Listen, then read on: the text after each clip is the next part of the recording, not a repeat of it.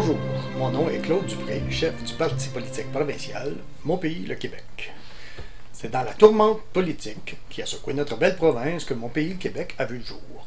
Notre parti se démarque par l'élaboration d'un système avant-gardiste qui prône le changement en profondeur du système fiscal et économique afin d'assainir et de rétablir les finances de la population d'abord et du Québec par la suite. Le système actuel provoque irrémédiablement l'appauvrissement du peuple québécois, creuse le fossé des iniquités sociales et fait toujours ponction à la seule et même ressource, les poches du contribuable. Comme si piger dans les poches pouvait régler tous les problèmes du gouvernement. Êtes-vous exaspéré de tout ça? Il serait grand temps d'y mettre un terme. C'est pourquoi Mon Pays, le Québec veut changer la donne. Nous avons élaboré un projet de société en 7 actions. Celles-ci créeront les piliers qui supporteront tous les projets proposés par notre parti. Dans chacune des vidéos qui suivront, je vous expliquerai chacune de ces actions, ainsi que la façon dont elles sont reliées. Je suis nouveau venu sur la scène politique et je crois, comme beaucoup de personnes, qu'il serait grand temps que l'avenir du Québec repose sur plus que des décisions politiques partisanes, mais sur un projet de société fondé sur une logique qui relève du gros bon sens. Nous devons avoir le courage de changer. J'en conviens, ces 7 actions vont ébranler les convictions politico-économiques d'un bon nombre de citoyens du Québec. Nous espérons qu'elles vont inciter nos concitoyens à réviser leur position face à leur peur et les persuader de trouver le courage d'accepter de changer ce qui est inefficace dans le système actuel. Comme vous le savez, la peur est très mauvaise conseillère. L'objectif premier de ces actions est d'accroître la richesse du peuple québécois afin d'assurer sa prospérité et sa pérennité. Allons droit au but. Avez-vous déjà entendu cette citation? En ce monde, rien n'est certain à part la mort et les impôts. Nous ne pouvons rien faire pour la mort, c'est inévitable. Mais pour l'autre, c'est totalement faux parce que l'action numéro 1 sera d'abolir les taxes et les impôts sur le revenu. Rien de moins. L'abolition purement et simplement de l'impôt sur le revenu ainsi que les taxes TPS et TVQ ne relèvent que d'une réelle volonté politique. Ce changement, harmonisé avec plusieurs autres, telles l'élimination d'une multitude de cotisations, va générer des effets sans précédent et renversera la spirale descendante que nous connaissons actuellement. Hausse de taxes, des impôts, perte d'emplois, fermeture d'entreprises, exode des grands cerveaux et j'en passe.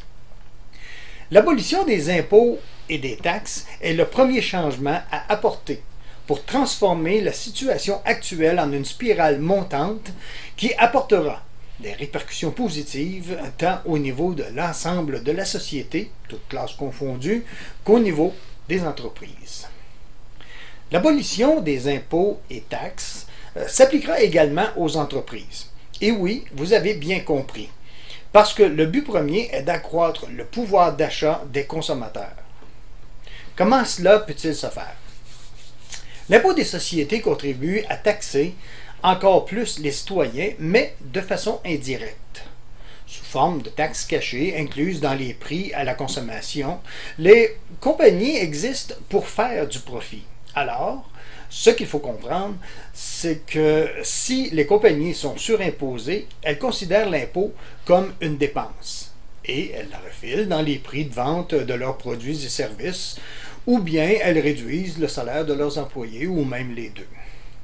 Au final, si les entreprises n'ont pas de marge de profit suffisante pour justifier leur existence, et si elles ne sont plus concurrentielles sur le marché international ou même local, alors soit qu'elles font faillite ou soit qu'elles ferment leurs portes et elles déménagent dans un pays où le fisc est moins gourmand. Ça, c'est une réalité qu'on ne peut plus ignorer et qu'il faut contrer. Toutes ces raisons sont suffisantes pour justifier l'abolition de l'impôt des sociétés. Ce faisant, les prix à la consommation chuteront et les salaires augmenteront, peut-être même les deux.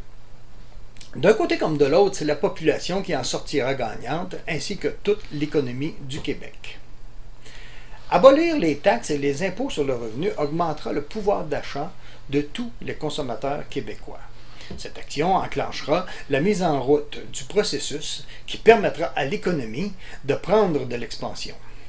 Nous entrerons dans une nouvelle ère de création de richesses de laquelle le peuple québécois pourra enfin profiter. Cela contribuera à mettre fin à l'appauvrissement des contribuables, favorisera l'expansion des compagnies existantes, encouragera la création de nouvelles entreprises, incitera les investisseurs étrangers à injecter de nouveaux capitaux dans l'économie québécoise, pour n'en nommer que quelques-unes. Nous constaterons également bien d'autres avantages qui vont se multiplier avec la mise en place progressive de toutes les autres actions subséquentes. Vous devez maintenant vous demander comment le Québec sera-t-il financé? La question est très pertinente. C'est sûr que l'État québécois ne peut subsister sans revenus. Il est évident que chacun doit payer sa part pour le bien de toute la communauté et faire en sorte que ce soit juste pour tout le monde. C'est ce que nous verrons en décrivant l'action numéro 2 dans le prochain vidéo. Je vous remercie de votre attention et à bientôt.